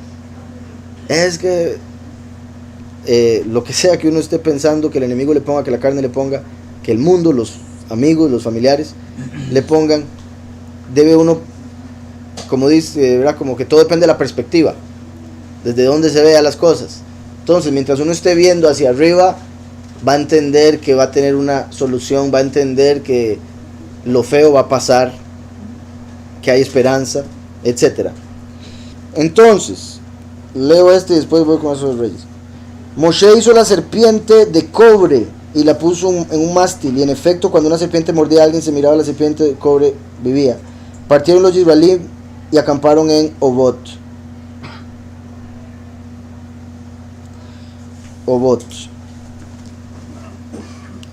Entonces, esa historia es importantísima, particular como dice eso, y sí, vivían.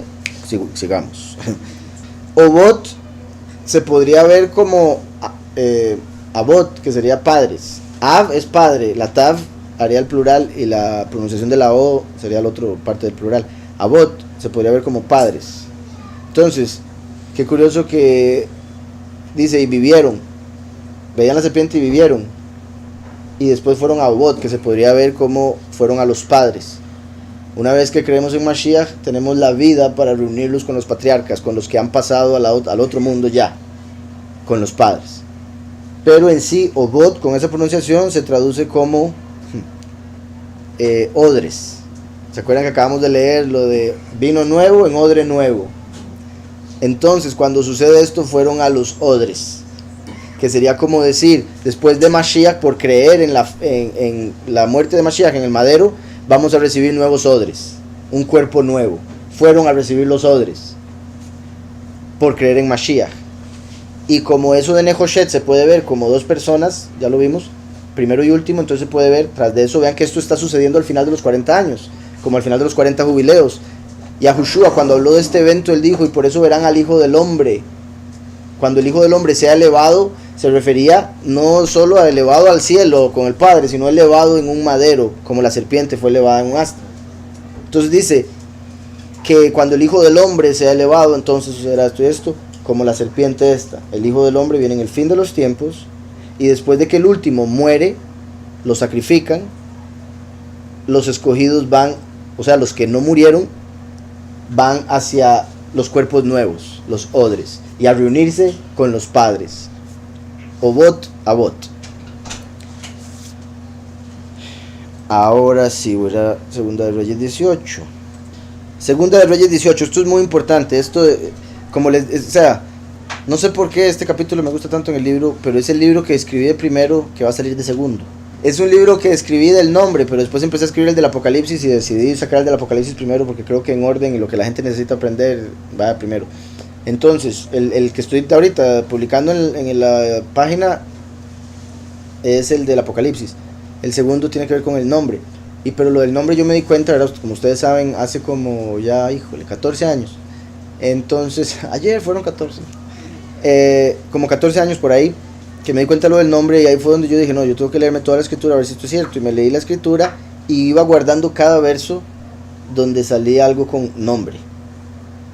A menos de que fuera algo que no tuviese nada que ver con el Padre o el Hijo. Pero cuando mencionaba nombre, lo guardaba. Y llegué a guardar como 458, bueno, más de 450 versos que tenían que ver con la importancia del nombre del Padre y del Hijo. Y después me empecé a dar cuenta que, o sea, los ponía uno detrás del otro en orden. Y bueno, era como un rompecabezas porque decía, uy, mira, este se conecta con este se conecta con este. Entonces empecé a conectarlos y después dije, ok, voy a meter un poquitito de explicación aquí entre este y este. Voy a meter un poquitito de explicación aquí. Cuando me di cuenta tenía un libro como así. De hecho, ese fue el libro que le llevé a Soulja y, bueno, Mau y bendito Yahweh, así, leyéndose ese libro, que en ese momento necesitaba todavía más edición, pero bueno, fue que él que llegó a creer en el nombre.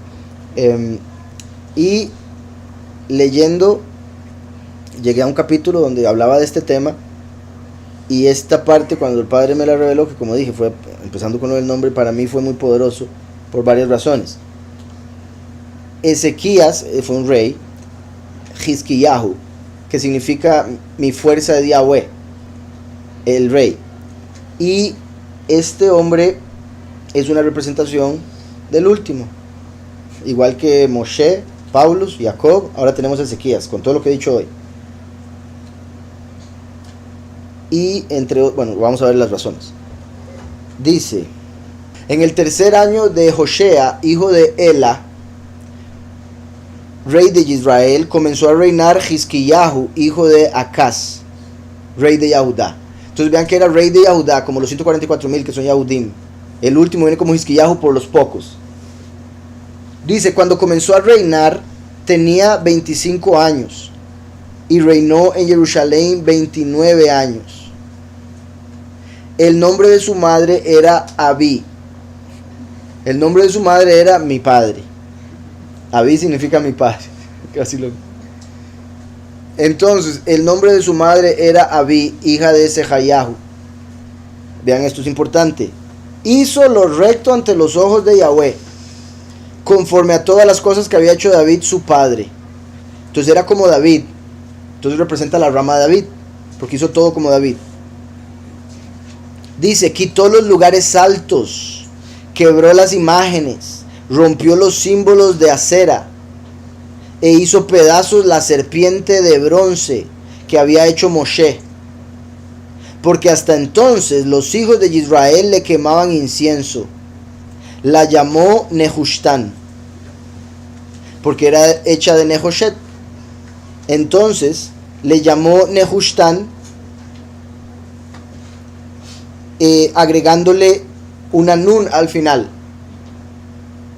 Entonces le agregó una nun al final y quedó Nehushtan, que significa cosa de bronce, como la abominación. Ahora, esto es poderosísimo. Dice, repito ese verso, quitó los lugares altos. Eso representa al testigo como Moshe, que viene con la doctrina verdadera y empieza a quitar los lugares altos que tienen las personas en sus corazones. Unos tienen a María, otros tienen a Jesús, otros tienen a Dios, otros tienen al Santo, otros tienen a Buda, otros tienen a Krishna, otros tienen, etcétera, etcétera. Otros tienen el dinero, otros tienen a su pareja, ¿verdad? Como lo más alto, a lo que alaban, lo que adoran, que dicen, sin esto no puedo vivir. El único con el que podemos decir eso es Yahweh. Sin Yahweh no puedo vivir, porque es el que nos da la vida. Aparte de eso, Yahweh nos da la fuerza para cualquier cosa. Y cuando uno dice, sin esto no puede vivir, repito, es donde llega el darse cuenta que sí. Piérdalo para que vea que sí se puede. Te voy a hacer más fuerte. Me fortalezco en la debilidad. Sí, acera era un árbol. Ellos cortaban un árbol, lo llevaban a la casa, lo adornaban. Un acera era un árbol que adoraban. Qué curioso, nos estamos acercando a lo que llaman la Navidad, donde cortan un árbol, lo llevan a la casa y lo adornan y se inclinan ante él. No necesariamente para darle besitos, pero se inclinan ante él haciendo lo mismo que hacían en los siglos pasados para adorar a Acera y adorar a Nimrod, adorar a el enemigo. Como dice Jeremías 10, que no hay que cortar un árbol, llevarlo a la casa y adornarlo. Jeremías 10, por si algo, no la agarren contra mí. Quitó los lugares altos, o sea, los altares. Quebró las imágenes. Imagínense, ¿verdad? Si uno va y quiebra la que llaman la negrita, el despelote que se hace nacional, y como todos los que dicen ser creyentes dirían, ese es un impío, eso es lo peor, es un hereje, debería irse al infierno por lo que hizo. Entonces, cuando Hizquiyahú destruyó las imágenes que el pueblo adoraba, eso hizo el pueblo. Este rey no quiere al Todopoderoso, es un odioso. Cuando llegó Sennacherib a amenazar a Hizquiyahú, una de las cosas que le dijo es, pero usted no es el que destruyó todas las imágenes de sus dioses. Según usted ahora lo van a defender. Como diciendo, usted destruyó la creencia de su pueblo. ¿Cómo espera que el poderoso en el que cree su pueblo lo defienda? Entonces, líder, y decía eso, el pueblo pensaba eso. Hizquiyahú estaba haciendo algo que para todo el mundo era malo. Pero la escritura dice, actuaba como David. Era justo, no hubo otro como él, etcétera, etcétera. Entonces lo mismo, el testigo como Moshe viene y empieza a destruir las imágenes, no, o sea, aunque puede suceder literalmente, no literalmente, sino a través de enseñar lo que son demonios. Entonces la gente dice, sí, lo destruye en su corazón, ¿verdad? Se le viene abajo el ídolo. Sí, porque nada se hace con destruir una si van y compran otra. Mejor hacer que entiendan que no sirve para nada, para que la destruyan ellos mismos. Entonces, dice, quitó los lugares altos, o sea, altares, doctrinas falsas, quebró las imágenes, falsos profetas, falsos mesías, lo que sea que pongan como ídolo, rompió los símbolos de Acera, eran símbolos de Acera. Acera es una diosa, la reina del cielo, a la que adoran hoy en día con el nombre María, y que dicen que fue la madre del Mesías. La madre del Mesías se llamaba Miriam y no hizo un montón de cosas que le otorgan a María, que dicen que María hizo. Rompió los símbolos de Acera e hizo pedazos la serpiente de bronce que había hecho Moshe. La serpiente de bronce era una serpiente en un asta. ¿Qué hicieron o qué hacen los que adoran a María? Hicieron una imagen falsa, o sea, de una serpiente en una cruz, y todo el mundo la adora. Era el crucifijo. Los que adoran a María, Acera, tienen el crucifijo, que es la serpiente en un asta. Eso es, porque Mashiach no se ve así, y porque aunque se viera así, no había que hacer ninguna estatua, ninguna imagen para hacer lo que ellos hacen con esas imágenes. Y no se ve así, que quede claro. Entonces, si no se ve así, no se llama así, y Él nos dice que no hagamos esas cosas, ese es otro. Así de simple. Es otro porque se ve diferente, se llama diferente y actúa diferente. Bueno, ese no puede hacer nada, ¿verdad? Pero me refiero a las cosas que nos dijo el verdadero. Entonces, hizo pedazo la serpiente de bronce. Vean que Hizquiyahú, hijo de David, o sea, siglos después de este momento que estamos leyendo en Números, dice, hizo pedazo la serpiente de bronce que había hecho Moshe, porque hasta este entonces los hijos de Israel le quemaban incienso, o sea, le oraban. Moshe dice esto para que la vean, van a ser sanados, no es un ídolo, tengan cuidado. Siglos después le oraban, le quemaban incienso. Quemar incienso es una representación de orar, adorar. Lo mismo que hoy en día, repito, con el crucifijo, y eso es importantísimo saberlo, porque tras de eso, Nehushtan o Nehoshet, ¿verdad? Le llamó Nehushtan con solo eso. Entonces, ¿qué es Nehushtan? Una serpiente en una cruz, la Nun del caído, porque la Nun también es un caído. Entonces, una serpiente en una cruz que los hace caer, eso es Nehushtan. Si le agregamos una Nun aquí al final, Nehushtan es una serpiente en una cruz que los hace caer. Un falso Mesías es una serpiente. Hicieron un ídolo de un falso en una cruz, y a través de esa idolatría caen. Por ende, Nehushtan hoy en día es el crucifijo. Qué curioso que en la quinta trompeta dice que eran como caballos listos para la guerra y sus colas como serpientes. Entonces ahí se da una mezcla entre sus, caballo, y Nahash, serpiente. Y qué curioso, ¿verdad? Asfixiar es quitar la habilidad de respirar, o sea, de obtener aire, o sea, de tener espíritu. Y entonces la serpiente que adoran lo que hace es dejarlos sin el espíritu. Y por eso no tienen fe, no conocen, no saben lo que creen ni siquiera. No pueden defender su fe. Entonces, hasta este entonces los hijos de Israel le quemaban incienso y la llamó Nehushtan. Entonces le dio un nombre porque representa la abominación desoladora, un crucifijo que adoran. Él lo destruye porque lo adoraban. Entonces la gente que lo adoraba dice, nos destruyó a Dios. Hizkiyahu es un rey impío. No es como Acab y Jezabel, que eso sí nos entendían. Nos ponían ídolos por todo lado. Entonces, en Yahweh, poderoso de Israel, puso su esperanza. O sea, le valía lo que dijera la gente. Le valía que lo criticaran por lo que estaba haciendo. En Yahweh, bueno, estoy diciendo valía en el sentido de lo que más le importaba era Yahweh. No me extrañaría que en algún momento dijera, uy, qué feo. En Yahweh, poderoso de Israel, puso su esperanza.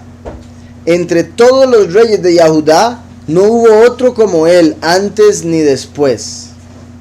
O sea, vean, ¿cómo saben? Después. Obviamente el Espíritu lo revela, pero el que lo escriba así está dando a entender, como Melquisedec, está dando a entender, no hay ninguno como él, representa entonces a uno específico. Dice, los reyes de Yahudá no hubo otro como él, antes ni después. Igual que cuando habla de Salomón, que no hubo más sabio que él. Después viene Yahushua a hacer un nuevo tiempo, por si algo. Pues siguió a Yahweh y no se apartó de él, sino que guardó los mandamientos que Yahweh prescribió a Moshe. Yahweh estaba con él y a donde quiera que iba prosperaba. Hizkiyahu se rebeló contra el rey de Ashur y no lo sirvió. Ahí es donde vino Senajerib y le dijo todo lo que les mencioné ahora. Se rebeló contra el rey de Ashur, que eso representaría el último rebelándose contra la bestia y no sirviéndolo, como los pocos. No deben aceptar lo que la bestia ofrece. Exacto, muy buen punto. Quebró la imagen que hizo Moshe, pero siguió los mandamientos de Moshe, porque Moshe nunca mandó a adorar la imagen, pero mucha gente lo hubiera interpretado así porque Moshe la hizo. Moshe la hizo, entonces hay que adorarla. Pero no, una cosa es, como decir, la letra se ve, es una imagen, lo que importa es el espíritu. Hay que cumplir los mandamientos según el espíritu, no según lo que se ve según la carne, los mandamientos de hombres. Entonces destruyó la imagen que hizo Moshe, que sería como el último viniendo a destruir la imagen, hablando espiritualmente, que han hecho con la doctrina falsa, la imagen que la gente tiene del Todopoderoso, la imagen que tiene la gente de cómo hay que vivir, de cómo hay que ser. Viene y destruye esa imagen que se hizo con la letra, pero cumple los mandamientos que dejó Yahweh. ¿Está claro? Sí, muy buen punto. En Sabiduría 16, 5 al 14, 5 al 7. Dice el verso 5, y cuando animales venenosos atacaron a tu pueblo con furor terrible, y serpientes tortuosas sembraban la muerte con su mordedura, tu ira no duró hasta el final. Los asustaste un poco para que escarmentaran, pero les diste una señal de salvación. Una señal de salvación, ¿verdad? Que representa el que Mashiach vendría a salvarnos de una manera similar. Para que recordaran los mandatos de tu ley. Quien se volvía hacia aquella señal se salvaba, no en virtud de la señal misma que veía, sino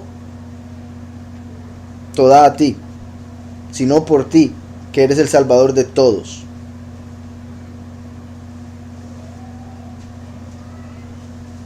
Entonces vean como en Sabiduría se escribe claramente que la salvación venía de Yahweh, no de la serpiente, que la cuestión era la fe en Yahweh, no en la serpiente. Por último, lo que respecta a estos versos, Juan 2:14, leo desde el 13 hasta el 15, dice: nadie subió al cielo, esto es Yahushua hablando, nadie subió al cielo sino el que descendió del cielo. Él está diciendo, ni Enoch, ni Eliyahu, ni Moshe han ido al cielo. Nadie subió al cielo sino el que descendió del cielo, el Hijo del Hombre que está en el cielo. Como siempre he dicho, eso es sorprendente porque Yahushua lo estaba diciendo estando en la tierra, y ahí dice el Hijo del Hombre está en el cielo, porque el Hijo del Hombre es el último, estaba en el cielo. Yahushua el primero estaba en la tierra. Ahora que el primero está en el cielo a la derecha del Padre, el último viene a la tierra. el Hijo del Hombre. Entonces dice el 14, y como Moshe levantó la serpiente en el desierto, así es necesario que el Hijo del Hombre sea levantado. Ahí les está explicando cómo iba a morir. Y como Moshe levantó la serpiente en el desierto, que la puso en un mástil, así es necesario que el Hijo del Hombre sea levantado en un madero. Entonces ahí Yahushua les estaba explicando por qué sucedió ese símbolo que se dio en el desierto. Dice, para que todo aquel que en él cree no se pierda, sino que tenga vida eterna. Porque con la serpiente, todo aquel que veía la serpiente se salvaba. De hecho dice, vivía. Entonces aquí dice, para que todo aquel que en él cree, mostrando que el ver se refiere a fe. Todo aquel que vea la serpiente, todo aquel que crea en Mashiach. El que en él cree no se pierda, sino que tenga vida eterna. Así es.